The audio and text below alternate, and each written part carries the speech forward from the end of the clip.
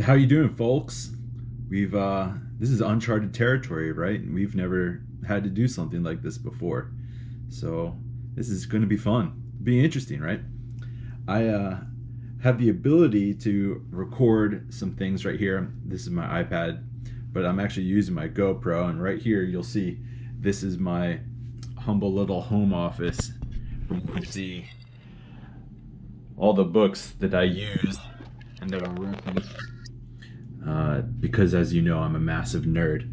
But this coming Sunday for Sunday school, we were supposed to be going over Mark 15. So, what I would like to do for you middle schoolers and high schoolers is read a part of Mark chapter 15 and then chat about it briefly. And then you can watch this on your own time. Just consider this like you were in Sunday school. All right?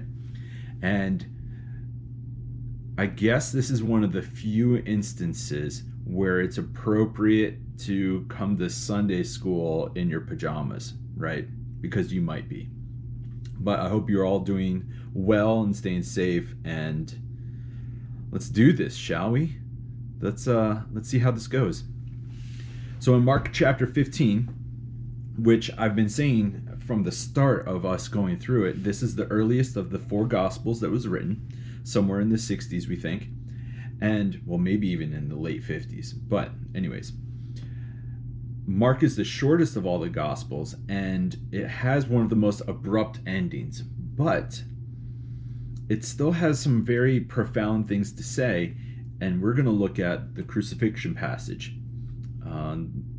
There's more in this chapter to go through, but I'm going to let you look that up on your own.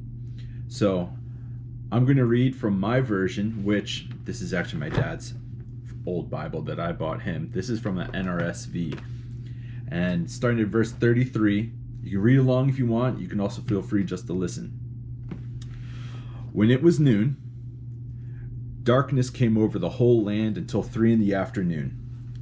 At 3 o'clock, Jesus cried out with a loud voice, Eloi, Eloi, lama sabachthani, or Eloi, Eloi, lama sabachthani, which means, my God, why have you forsaken me?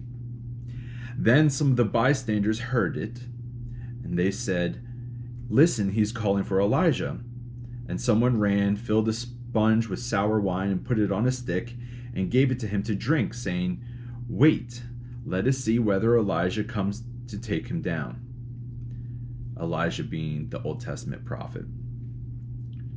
Then Jesus gave a loud cry and breathed his last, and the curtain of the temple was torn in two from top to bottom.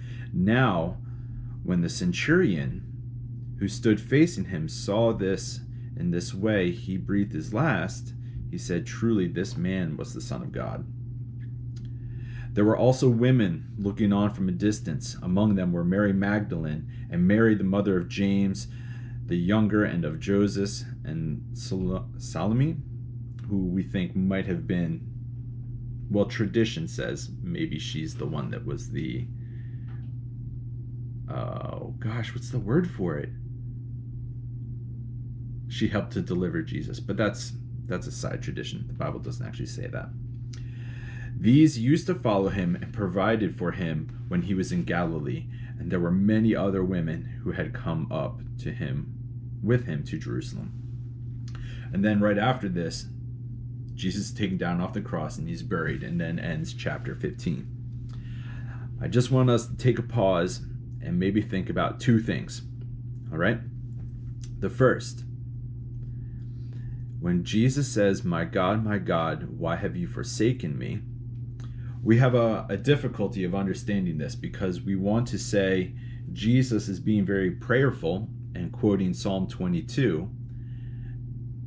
But there's always the question of, is this a human side of Jesus saying this, or is it the divine side? Because it makes sense that the human side would feel rejected by God while being crucified, but on the divine side, it's like, well, how can God reject himself?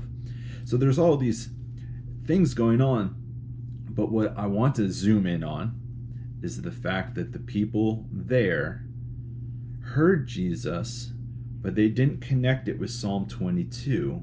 They thought he was calling out for help from Elijah, the Old Testament prophet, the big Old Testament prophet. And it might be just emblematic or maybe symbolic, I don't know, but it seems as though it's a consistent theme in Jesus' life that his words are misunderstood. And that's absolutely what's happening here. So a question for you to think about is, why is it that Jesus' own words are misunderstood, and misunderstood so often, and misunderstood so drastically? I don't know, maybe you could talk about that with your family, or maybe you could just journal about it if you want. But then the second thing, in verse 40 and 41, it makes it sound as though Mary Magdalene, Mary the mother of James and the younger and of Joseph, and Salome, these are 3 disciples of Jesus, followers, who stayed with them the whole time. And what does it mean to be a disciple that follows Jesus even as Jesus is being completely humiliated and crucified? There's something to be learned there about the devotion of these 2 Marys and of Salome. There might be something that we have overlooked in the church tradition because we tend to emphasize the male apostles, but here are 3 women that stayed by Jesus' side straight through his crucifixion. And that's very, very profound. We really should settle into that more often.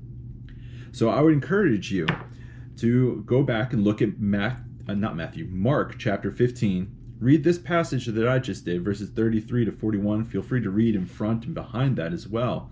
But ask yourself 2 questions. First, why is it that Jesus seems to be so often misunderstood and so drastically misunderstood?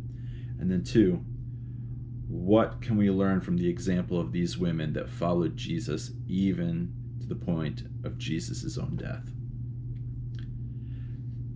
I'm not going to wrap it up. You've got to wrestle with those questions for yourself, all right? So thank you for checking this out, and may grace and peace be with you.